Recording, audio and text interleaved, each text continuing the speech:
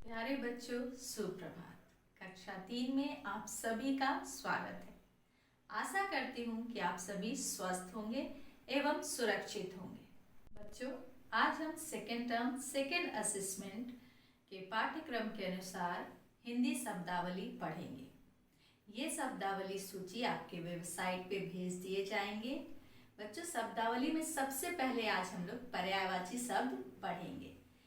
जैसा कि आप यहाँ देखिए, इस चित्र में आपको क्या दिख रहा है? पेड़। तो पेड़ को और किन किन नामों से जानते हैं? देखिए, पेड़, तरु, वृक्ष। तो पेड़ को अलग अलग नामों से हम लोग जानते हैं, लेकिन इसका अर्थ एक ही है।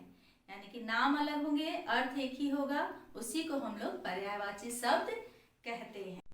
बच्चों, ये चित्र देखिए, ये किसका चित्र है? घर का। घर को भी हम लोग अलग अलग नामों से पुकारते हैं, गृह, घर, सदन, लेकिन अर्थ एक ही होता है। इनके दो दो पर्यायवाची शब्द लिखे। मार्ग, प्रकाश, इन दोनों शब्दों के पर्यायवाची शब्द लिखना है। मार्ग को और क्या क्या बोलते हैं बच्चों? रास्ता। रास्ते पे हम लोग चलते हैं ना, रास्ता, राह, और भी हो सकता है पथ। दो दो पूछा है तो हम दो ही लिखेंगे। प्रकाश, प्रकाश को और हम लोग क्या क्या बोलते हैं? रोशनी और उजाला। प्रकाश, रोशनी, उजाला। अब नेक्स्ट क्वेश्चन हम देखेंगे। सही पर्यायवाची शब्द पर घेरा लगाएं। घेरा मतलब सर्कल करना है। जैसे सैनिक समूह दिया हुआ है, तो इसका सही पर्यायवाची शब्द आपको ढूंढना है और ढूंढकर सर्कल करना है, यानी कि घेरा लगाना है। सैनिक, लड़का, रक्षक, पिता। इसमें से सैनिक को और क्या बोल सकते हैं? रक्षक। तो रक्षक पे हम लोग सर्कल कर देंगे। समूह, दल, पथ, घर। तो समूह का पर्यायवाची शब्द क्या होगा? दल। तो दल को हम लोग घेरा लगा देंगे। तो अभी हम लोग नेक्स्ट क्वेश्चन देखेंगे। तो आज हम कुछ विलोम शब्द सीखेंगे। विलोम शब्द का अर्थ होता है उल्टा शब्द। तो एक चित्र मैं आपको यहाँ पे दिखा रही हूँ। ये कैसा व्यक्ति है? मोटा। ये मोटा व्यक्ति है। तो मोटा का विलोम शब्द क्या होता है? मोटा का विलोम शब्द होता है पतला। मोटा, पतला। इसी तरह एक चित्र मैं आपको और दिखा रही हूँ। ये कैसा चित्र है? हंसते हुए चेहरे का चित्र है ना। तो हंसना का विलोम शब्द क्या होता है? हंसना का विलोम शब्द होता है रोना। हंसना, रोना। इस तरह से हम अब कुछ विलोम शब्द सीखेंगे। यहाँ आप देखिए, क्वेश्चन नंबर 3, इनके विलोम शब्द लिखें। यहाँ कुछ शब्द दिए हुए हैं, उनके विलोम शब्द आपको लिखना है। एकता। एकता का विलोम शब्द होता है अनेकता। अनेकता। ग्राम का विलोम शब्द नगर। नंबर 4, सही विलोम शब्द पर घेरा लगाएं। बच्चों, यहाँ कुछ शब्द दिए रहेंगे, आपको सही शब्द चुनना है और सर्कल करना है, यानी कि घेरा लगाना है। मौखिक। मौखिक का सही विलोम शब्द यहाँ से चुनिए।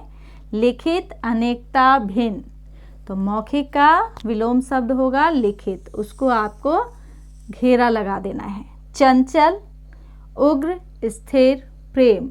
चंचल का विलोम शब्द है स्थिर, तो इसको आपको सर्कल कर देना है, घेरा लगा देना है।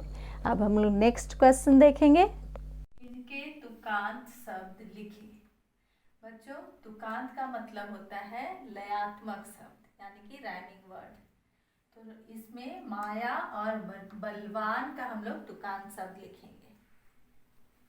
तो ये केवल पहला अक्षर जो होगा वो अलग होता है, बाकी का जो लास्ट का जो भी अक्षर होगा पहले अक्षर के बाद वाला वो सेम टू सेम होगा।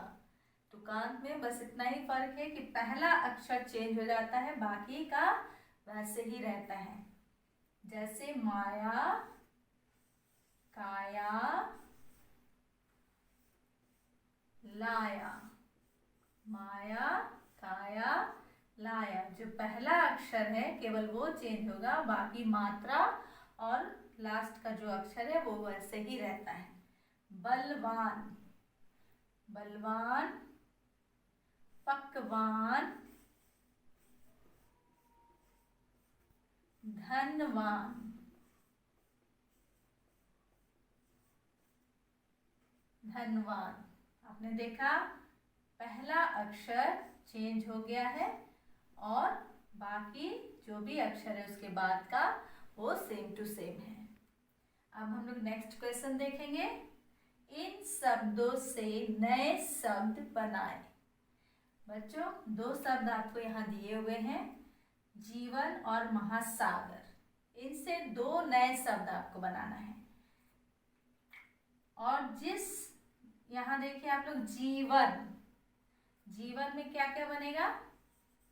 जीव और वन। महासागर, महासागर से हम लोग शब्द बनाएंगे सागर और हार। आप यहाँ से शब्द खोजेंगे जिसका अर्थ निकलता है और नए शब्द को यहाँ लिखेंगे। यहाँ भी देखिए जिसके साथ जो मात्रा है वो उसी के साथ रहेगी, उसको अलग से आप निकाल के किसी और भी अक्षर के साथ नहीं लगा सकते हैं। तो बस बच्चों आप इस बात का ध्यान रखिएगा। अब हम लोग नेक्स्ट क्वेश्चन देखेंगे। शब्दों को सही क्रम में सजाकर शुद्ध वाक्य बनाए। बच्चों यहाँ जो भी वाक्य यहाँ लिखा हुआ है, जैसे सकता है, व्यक्ति ही, परिश्रम, निरोगी कर, ये क्रम में सजा हुआ नहीं है। आपको इसको क्रम में सजाकर सही वाक्य बनाना है। तो चलिए बनाते हैं।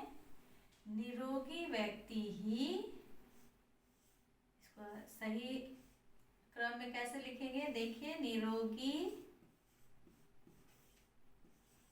व्यक्ति ही परिश्रम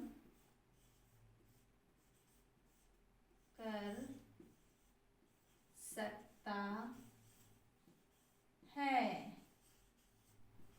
निरोगी व्यक्ति ही परिश्रम कर सकता है। ये अभी हमने सही क्रम में सजाकर वाक्य बना दिया। अब इसी तरह हम दूसरा वाक्य भी बनाएंगे। हमेशा चाहिए स्वस्थ रहने के लिए रहना खुश। अब इसको हमें सही करना है। स्वस्थ रहने के लिए, स्वस्थ रहने के लिए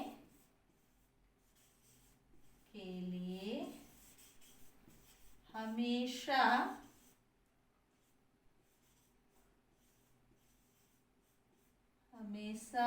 खुश रहना चाहिए।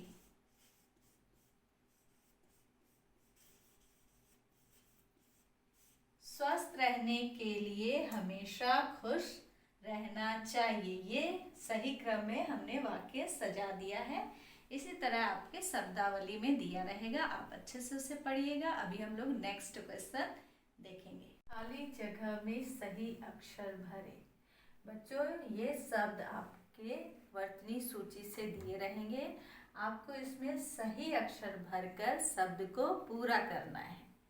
इस तरह से निर्धन, इसमें सही अक्षर हम लोग भरेंगे निर्धन। क्षितिज, क्षितिज। आकर्षक, कविताएं। इस तरह से जो भी अक्षर भरना है सही अक्षर भरकर आप शब्द पूरा करेंगे। निर्धन, आकर्षक, क्षितिज, कविताएं। अब नेक्स्ट प्रश्न है आपका, शब्दों को शुद्ध करें। ये भी वर्तनी सूची से दिए गए शब्द रहेंगे। अशुद्ध शब्द लिखे रहेंगे, आपको शुद्ध शब्दों को लिखना है। जैसे अस्वस्थ, तो अस्वस्थ का स्पेलिंग क्या होगा? स संयुक्त, स संयुक्त। परीक्षा, प र दीर्घई एक श आकार।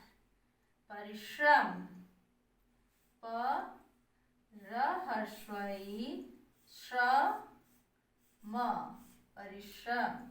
तो बच्चों ये आपको वर्तनी सूची से रहेगा, इसलिए आप वर्तनी सूची अच्छे से याद कर लीजिएगा और शब्दावली सूची से भी सारे कार्य याद कर लीजिएगा।